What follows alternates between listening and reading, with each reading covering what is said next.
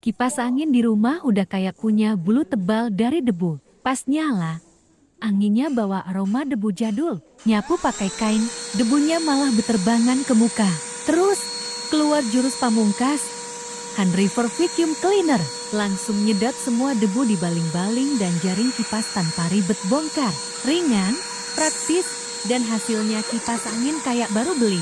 Sekarang, angin yang keluar cuma sejuk, tanpa bumbu debu. Buruan klik keranjang kiri bawah video ini, sekarang lagi ada promo payday.